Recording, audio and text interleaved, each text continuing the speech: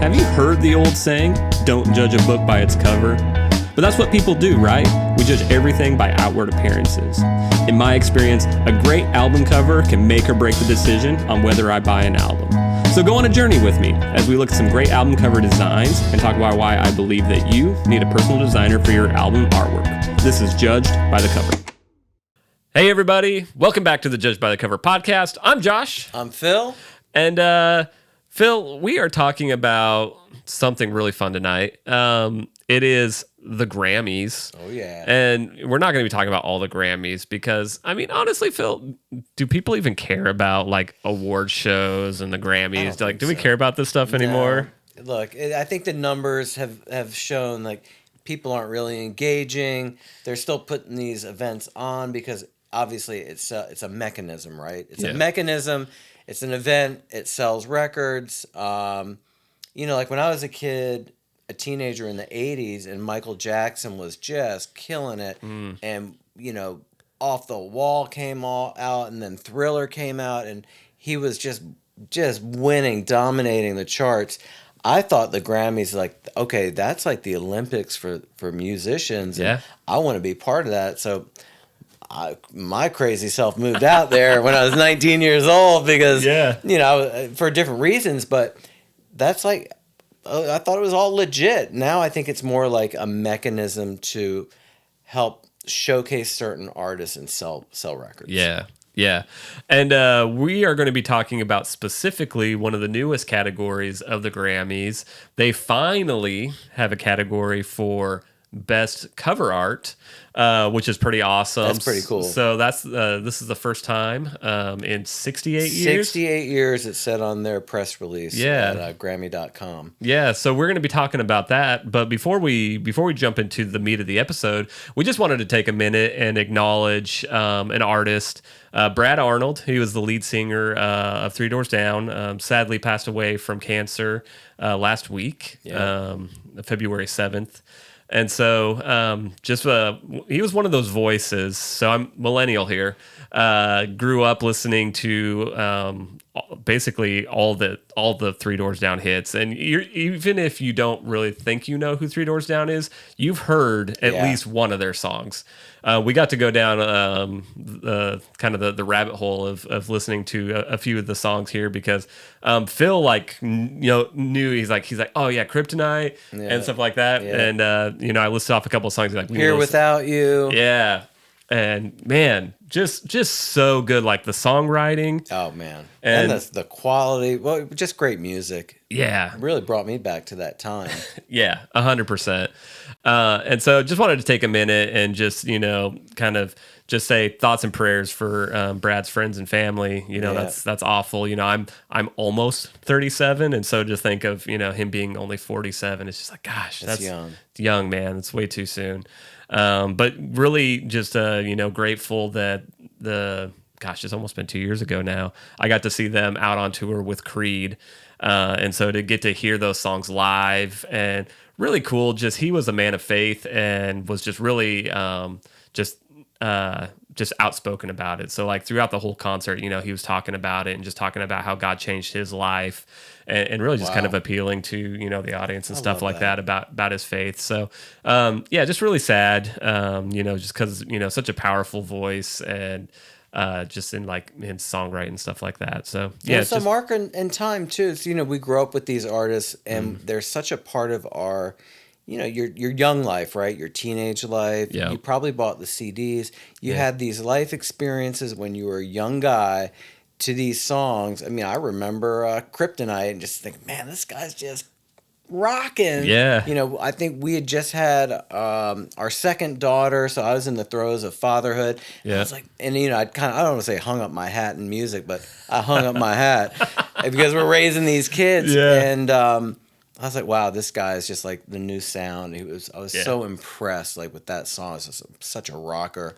But these are all markers like, wow, we don't live forever. Yeah, we're all marching in that same direction, and God bless him. And condolences to his family. Just gone too soon for sure. Yeah, just one of those reminders that no day is guaranteed. So. Yeah, but on a more positive note, I'm really excited to get into these covers. There's some cool covers, Yes. y'all. So what we're gonna do is, I know we're a little removed. We already know who the winner is. I guess you could call us late to the party. But what I wanted to do was just to look at the covers, because I think one thing that's great about what we do here is to kind of look at the covers and kind of pick out, like, what are the trends? Like, what are the things that, if you're an artist or somebody who's working on a cover art project, what are some things that you can learn from what these great artists have done, like the designers and stuff like that, and just kind of see what we can glean from these albums that the Grammy people, what do they call them?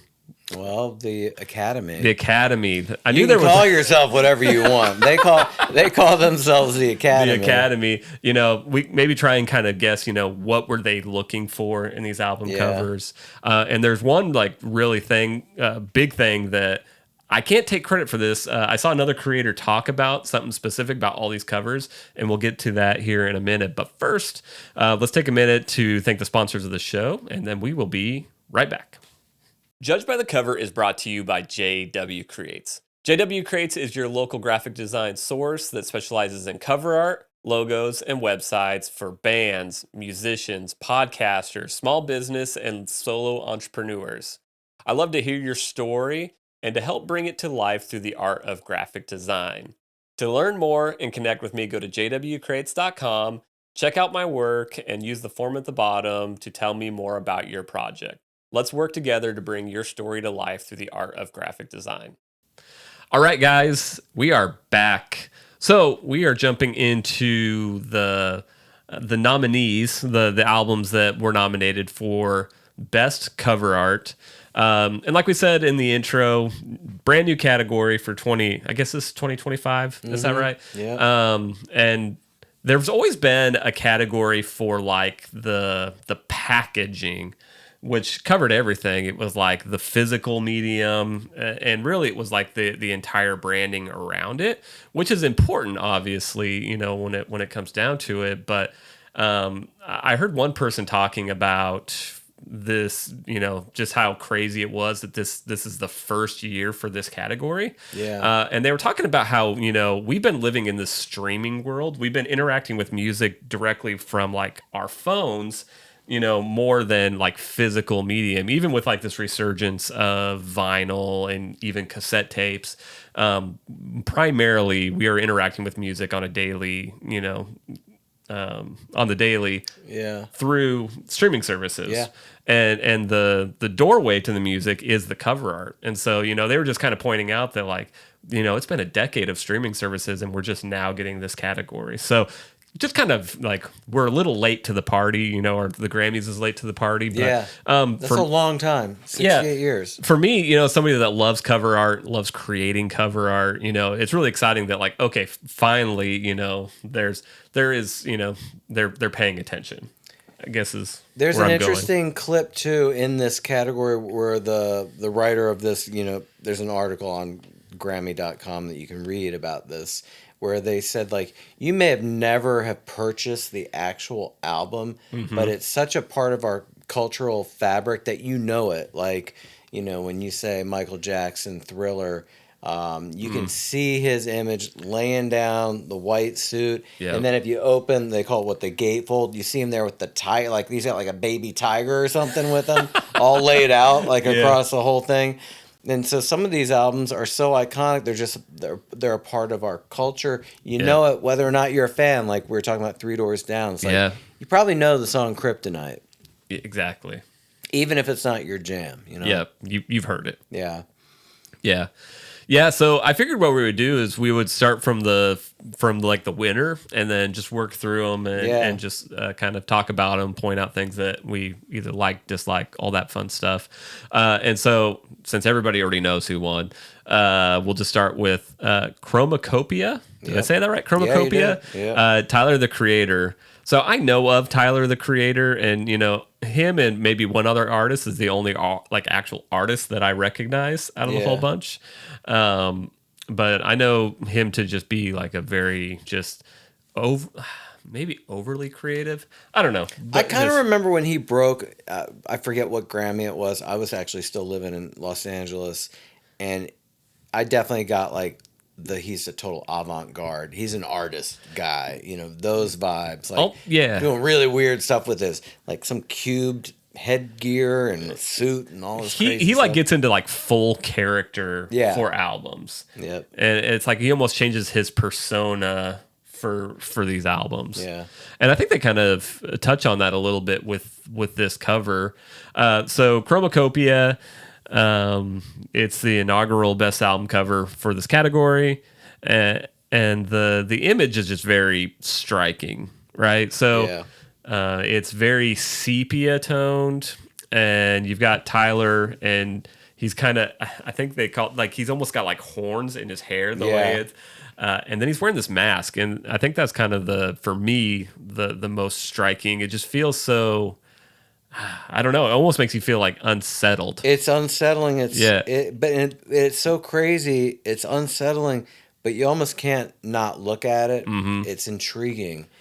And he does capture like this old, almost like vaudevillian 1930s was like the era he was going for. Yeah. And it really does seem like an old-timey image of like an old movie actor, like Bojangles or something, like that era. It feels like Frankenstein. Yeah. Right? It's creepy. It's like film noir. That's what I'm reading this little liner note here about it.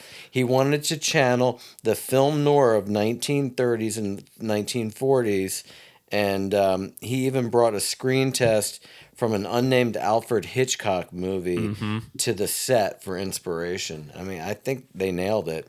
Yeah. It's a very cool cover, man, and it's like we're talking about it. Yeah, and I think it's cool that, because I think sometimes it's like you look within like your realm for inspiration for cover art. I think it was really cool that like his thinking was like from the film and movie world, and trying to capture like a moment in time in this image, and I think he nailed it. Absolutely. Some people talk about like this little like hand gesture that he's doing as being like, I don't know, kind of the vocal point, but really for me, it's the mask. And I was listening to, I don't know if you'd call it an interview, but they were just talking about how so this is all based off of a story, and it's in my notes what the name of the story is, but it's all about like identity. And I think to a certain extent, what he's trying to showcase here is just this idea of like being able to have this like persona or identity is kind of what the mask is standing for, where then he can like dissociate from that and like kind of just live his life. But this is a mask of his face. It is a mask of his face. So it's like a veil. It's like another, which I think is really cool. Yeah. Yeah. So overall, I think it's a great shot. I think the concept where the idea was coming from, awesome. I think very well done. Yeah. And just capturing like that direction that they were wanting to go. Yeah, it's pretty cool.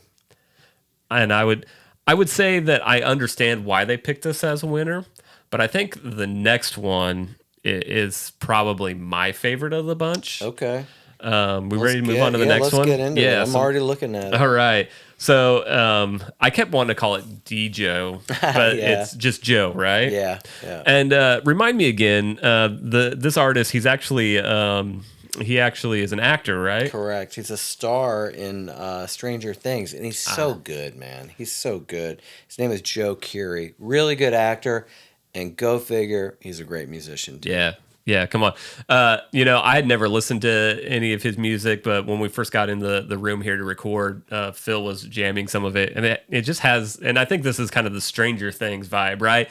Just that 80s like nostalgia almost. A little new wave, a lot of synth in there, really cool. The sound quality is incredible. Yeah. And I'm playing it through actually some pretty cool like old speakers from like probably the 90s. A buddy gave them to me out in California. I've got like these old Tenoys, and I can't even read it from here. Some other, what are they, AWAs or something like that. And like some old receiver. It's actually, and it sounds incredible. Sounds amazing. We were bumping this thing. My wife was about to come up here and go, "What are y'all doing?" But this is a side note too. Yeah, I love plugging my iPhone into that little ghetto system I got over there, and pumping it. It sounds great. I Yeah. forget how good these speakers sound. Right. Right. There's just something about like the older systems kind of, and I know this is like digital, you know, streaming, going into analog, but it sounds, there's just something to it. It made his album sound awesome. Fantastic. I'm a fan. I hit follow. I wasn't following him before.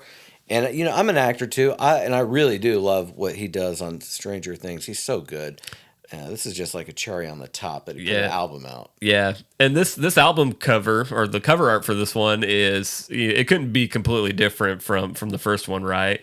Whereas with Tyler, the Creator, it's like this, it's just a, you know, kind of an image of him, pretty simple, right? And overall, like, just how the image is set up. And this one, holy cow, there's a lot going on, right? Yeah. So I believe it's called the Crux. Yep. Is that right? And it's like a hotel, and it's like a crossroads. These people are at a crux of all these different life changes. Yeah. Yeah. And so this was shot on, is it Sony Studios? Paramount. Yeah. On one of their sound stages, that's right? At the studio lot. Studio like outside, lot. Yeah. Yeah. Words is hard. One of their words are hard for me. Their backlot. Yeah, it's so cool. It is. It's a typical backlot picture. Yeah. Yeah. But we have people all over the place.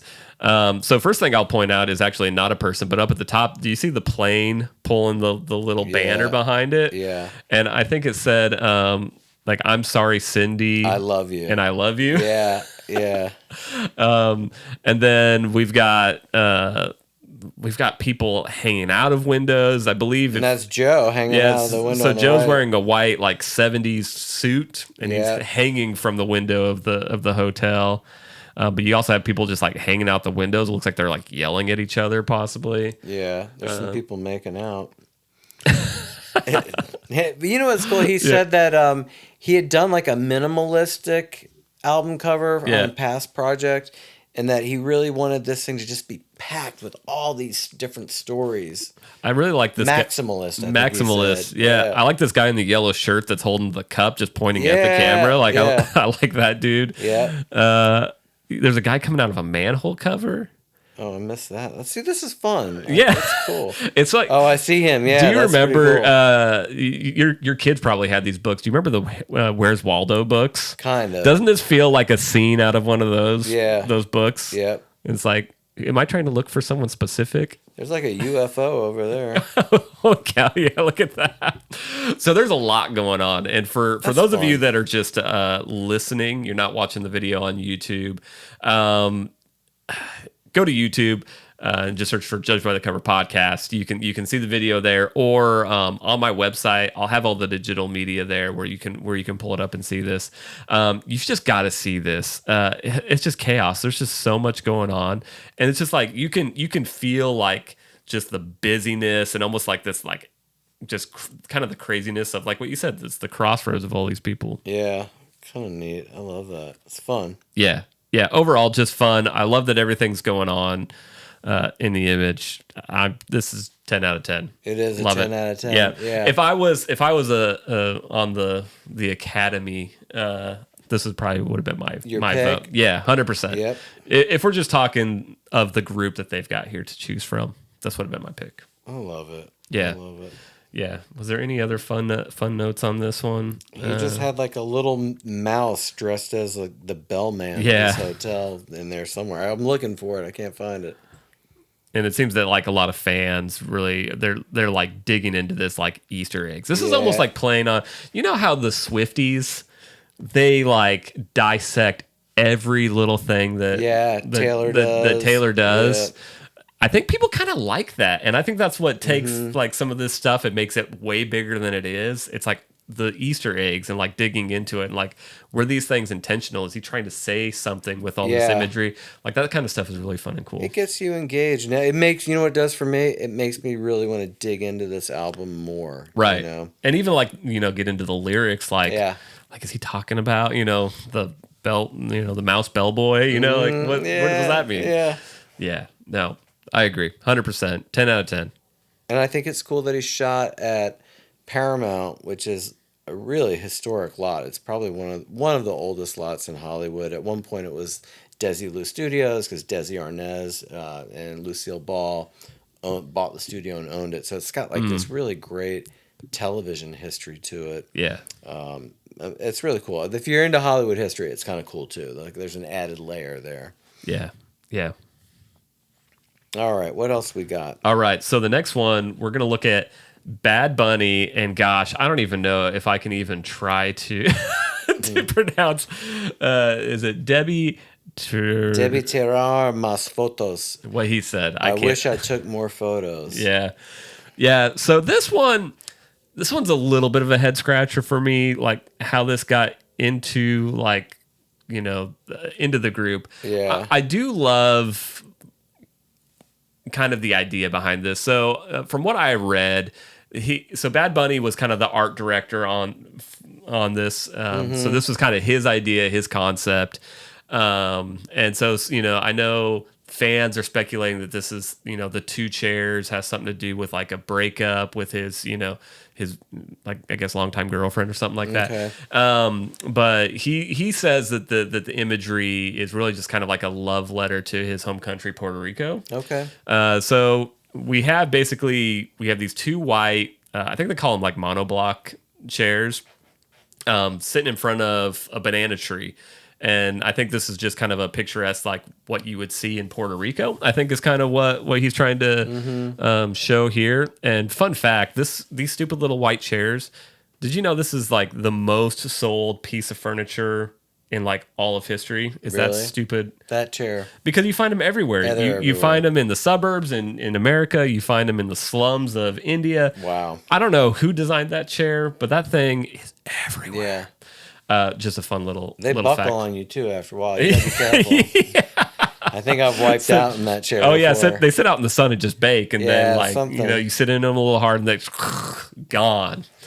And so it just, I get that it may be kind of like a picturesque, like this is Puerto Rico to him. Maybe Yeah. I don't know. It's just very plain. But I do. This is my personal perception. Yeah. Or, I get a sense of almost there are two empty chairs in this tropical scene. There's like banana tree in the background. I can almost insert myself there, though. Like I could put myself into that chair with another person.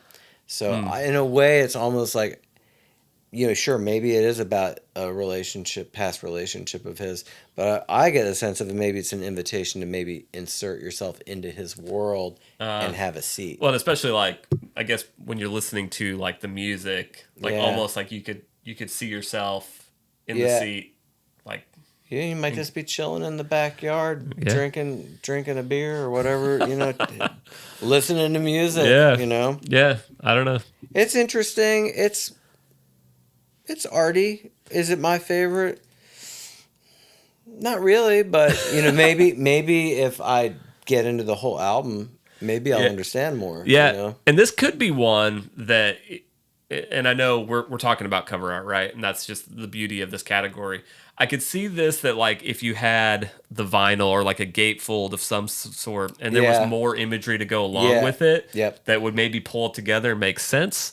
I can see that. Like, okay, I could get behind that. But if I'm just judging, the square, because that's what we're talking about, right? It's just the square that we've got. I don't know that if I was just scrolling through something that I would stop and click on this one. Yeah, it isn't that funny. And like you just nailed something. It's like we only have so much time, and you're only giving us so much information, and there's not a lot of information here. Where on with Joe's album at the Crux, this hotel where there's all these different human stories happening. Yeah. We talked a lot about that. But in this one, you're kind of scratching your head. You're going like, well, like I came up with the idea of, I could insert myself into this scene. Yeah. And I could maybe go into his world, or it's about some past relationship that's gone. Yeah. So I don't know. We have less information in this square. Yeah. Not bad. Yeah, it just doesn't feel. I'm surprised it got nominated, to be honest with you. Same. I have some theories behind that, but we won't get into that kind of stuff. All right, that's fine. What do we got next? All right, so next one I believe is Perfume Genius, and I think the album's called Glory. Correct. This one, it kind of just makes me laugh for a few different reasons. If I'm trying to explain what this looks like, so it looks like just it almost looks like an old like trailer house with a big window. Yeah, would you agree? Yeah, I will say I've seen this before. Not this exact image, But this idea. there's a photographer who makes art that's like this. And he had a show that came out probably, gosh, it was a long time ago. This is almost like a genre of photography art, which is cool. Yeah. But I've seen it before. with that. Yeah. I've seen it before. Yeah, you've seen this concept before. Yeah, I have. Yeah, so you've got I believe this is the singer sprawled out on the floor, kind of comically. Is that the right way to put it? Yeah, I mean, awkwardly. it's a little awkward. Like, what's going on? This pose. And I think the whole idea is this like what happened to him. Like, did he just fall? Is he dancing? Like break dancing? Is that a break dancing move? I don't know. I almost feel like his body's been manipulated somehow. It does. It looks in the computer. Yeah. CGI. Yeah, I mean, it's a little like a crime scene, you know? There's a lot going on. If you really get in it, this is like some crime scene, CSI kind of thing. This guy, like, there should be chalk around him. Yeah, some yellow tape. Again, I don't know if it'd be my first choice, but it's very arty. Yep. You know, and he said he wanted people to kind of think about, well, maybe he's sick. Maybe something happened to him. There are all these pipes and extension cords and maybe beer bottles. Like maybe he just partied too hard the night before. Maybe he's dead. Maybe. Wouldn't be my first choice. Like out of the gate, going come into my world. I'm a wreck. Yeah. But again, I'm probably not the target audience for this. You want to know like how my dumb brain works with this film? So you know what's the first thing that stands out to me when I look at this? What? There's a Ford Maverick in the yard. Yeah, I know. I saw that truck. You're wondering why, right? Yeah. Well, it's just like it just so timestamps it because like when you think about cars on album covers, and we've done an episode on this, and we need to do a new one because there's a lot of other cool ones. Mm-hmm. But like cars on album covers, I think of like 70s muscle cars, or you think of like old Bentleys, or like a cool convertible. It's just a Ford Maverick, which is just a Econobox truck made by Ford, if you don't know what that is. Yeah. This is how my dumb brain works. That's the first thing that I see, and it just cracked me up because just like it kind of timestamps it. It does. I don't think it's how your dumb brain works. I think it's just funny too. I think it's probably like it's a production vehicle and they just left it there like, well, whatever. Yeah. Hey, dude, anyone want to move the pickup truck? We just took the shot for the album. They're like, nah, just leave it. Nah, just leave it. I mean, come on, guys. We got generative AI. You can cut that thing out. We can fix it in post. Fix it in post. I think there's a guy to the right of the frame. Do you see him? I do. And he's looking at the truck going like, damn, I should have moved that. Yes. That's cool, man. That's the concerned faith, you know. It's like, I knew we should have moved it. I knew we should have moved it. So they should have had like an old carriage, like an old Mennonite carriage or something out there. You know, like or just something that has like a cool factor to it. Yeah, I don't know. It's just I don't know what the hell's going on, man. But I hate it. No, I don't. If you're listening, I'm sorry. If you're the artist and the art director, it's just, I've seen this before in New York galleries, man. Like 15 years ago. I do like that it does have kind of that, like it's open to interpretation. Yeah. So. I love the tone though, like the lighting and stuff. It's really cool. Yeah, just the tone of the image, perfect, awesome. I hope it gets better though, man. Yeah. All right, let's move on. What do we got? So it's the last nominee in the category. So we've got. Lord. All right, go ahead. So it's Wet Leg, and the album's called Moisturizer. Can you just tell me that one more time? Wet Leg. That's the name of the band? I believe so. Moisturizer is the name of the album. God, I think this is my last episode. You know what? I think I'm done. Don't give up on us yet, Phil. And so this one, it's just weird. And if I know that was my daughter, man, I swear I would whoop her butt. Like, I don't care, man. What are you doing? I do the corporal punishment on that. I was like, you made that kind of album cover. Yeah, and I get like you want to be like edgy and different, and obviously, I think female artists, there's such a pressure to use your like beauty or your sexuality to sell, because right, that's sex sells, that whole premise. Yep. And so I know that they probably didn't want to like fit into that box, but I don't get it. Someone's going to have to explain it to me. Then the note, they said something about wanting to express, it could be sexual. And then she did say something like, she wanted it to be grotesque. Yeah. Yeah. And it's a little weird too. Man. Again, like, is this their first album? Maybe not. I don't know. But it's just, no, I think it's their second. Hold on. Do you have this marks the band's first studio effort as a quintet. So they added a couple, a drummer and a bass player. Yep. I don't know, man. Like, coming out of the gate with that kind of album cover. Do we even try and explain what this... Nah, just put it up there and y'all can figure it out yourself. Y'all just going to have to see it. Yep. Yeah, and like the long fingernails. I don't... There's an element of evil in that thing, man. It feels like it. There's a little element of it. I don't know if I need to ingest that. I'm getting some satanic vibes, man. Yeah. How did that one even make the cut? I don't know. I don't know. Again, I think you're submitting. And look, we do love this stuff. We're having a little fun. We're being honest, though. I will say, I'm being honest. I mean, I'm not a big fan of that. I think if that's something that, because I put out an album, I went to a fair amount of trouble to get a good album cover with the help of a great, designer. And I'm proud for my kids to see that now. I don't know if I'd be proud if these girls have kids in 10 years, and they're 10 years later, they're 20 years down the line, their kids are looking at us like, Mom, what the hell were you thinking? What were you thinking?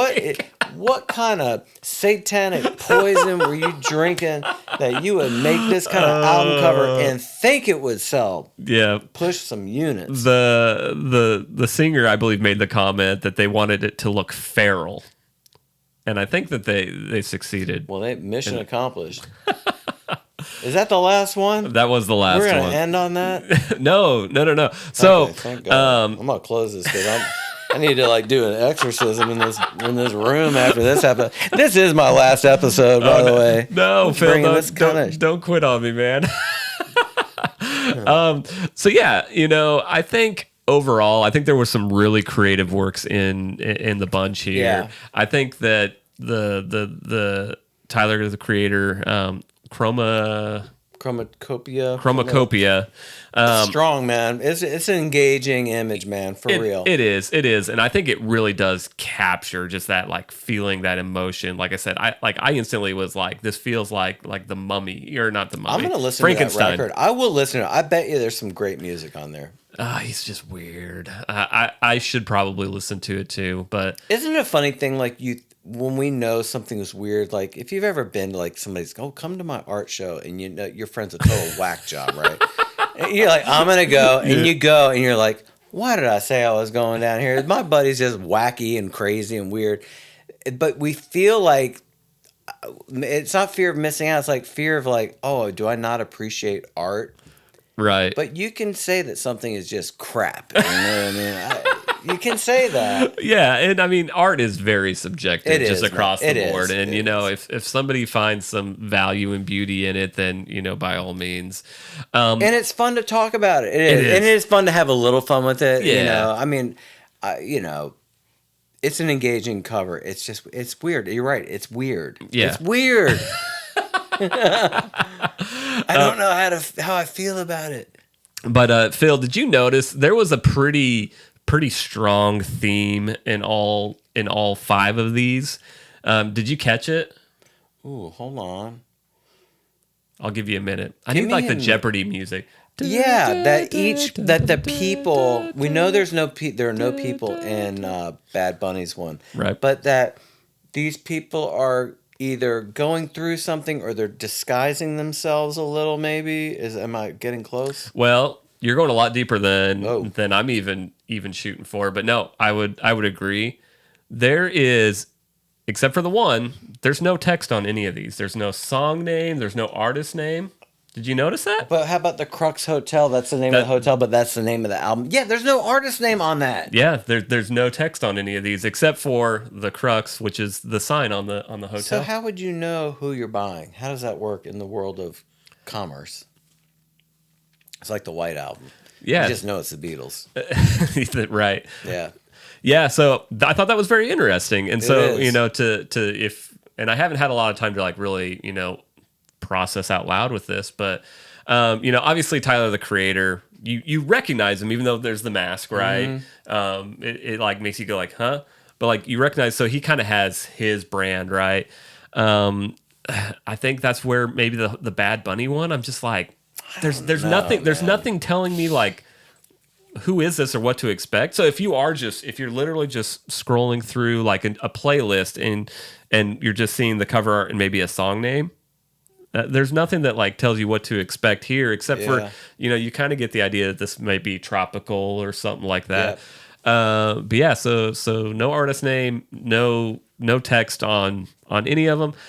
So is this like a precedent that they're setting that like they are looking for like a very artistic take when it comes to cover art and not necessarily something literal? Like am I going the right direction there? Yeah, I think maybe they're looking for like, hey, I'm going to make an iconic album cover that people are going to be talking about, 20 years from now. Maybe not. Yeah. I mean, but we've talked about Pink Floyd, Dark Side of the Moon. Yeah. That one has no text on it. Yeah. And it's, highly regarded, and that one's, lasted the test AC/DC of wanted time. to have one with no AC/DC on it, but the label made them emboss it at least. Yeah. We talked about that one. Yeah, I mean, I think as an artist, you are striving to be remembered and to make a lasting piece. Yeah. And that's why a recording is called a record, because it's a record of that moment, these songs of this moment, and it's put down to tape or digital or vinyl, so we remember it. But will we remember these? I don't know, man. We might remember some of them for the wrong reasons. Yeah. It'd be fun, if we're all still here, come back in 5 years and go, hey, is anyone talking about the Tyler Creator album? Right. Or those two girls with the crazy, lizard, the feral girls on the album cover. I don't know. Yeah. So yeah, I hope you guys enjoyed this as much as we did. Obviously we didn't go as like in deep and stuff like that with most of these, but really I just wanted to look at them, objectively. Like, is there a theme that we can see through all of them? I think that's cool the way you brought that to light. Like, is there a theme? And it's cool to look at them grouped together like that. Yeah, and so I think, just as I've worked with artists on cover art and stuff like that, and sometimes it's like you want to have everything on there. Like if I've got a logo, it's got to be on there. Yeah. My song name or my album name and my name, then it's all got to be on there. And I think this is like a really strong make something compelling. Yeah. And let it tell the story. I think is really. I think you're onto something there. Is really kind of the precedent that they're setting with kind of this first group of album covers. Well, and then Tyler certainly nailed it, obviously, and Joe Curie on his Joe the Crux album nailed it, because he really went to great lengths to make that cover and find that location. Bad Bunny, not so much. You got a couple chairs, from Walmart under a banana tree. The other guy's sick on the floor in a double wide, and then the two girls just being weird. I don't know. Yeah. So be weird with it, have fun, and like I said, stick with something compelling that's going to tell the story of your song, the persona behind it, or whatever, and just run with it. Yeah, I think this is just an opportunity to have fun with cover art. It is, have fun, and then let a couple guys like us just talk about it. Yeah, and trash it. Yeah. And if you have a cover art project and you want to work with somebody that does this kind of thing, I'd love to hear about your project. You can reach out to me through my website. That's jwcreates.com. You can also hit me up on social media. So Facebook and Instagram, it's at jdubcreates, and then TikTok. If you're a TikToker, I'm kind of there at JW Creates. So yeah, Phil, any final parting thoughts here?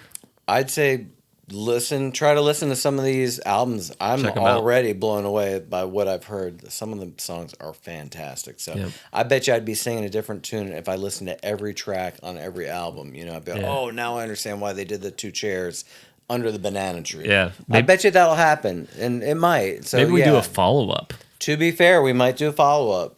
Who knows? If you want to see the follow-up, let us know in the Drop comments. us a comment. Drop us a line. Leave us a review. 5 stars. Awesome. Thank you. Thank you. So on that note, we just thank you for checking out this episode of the Judge by the Cover podcast, and we will see you on the next one. Yep. Bye, everybody. Thank you.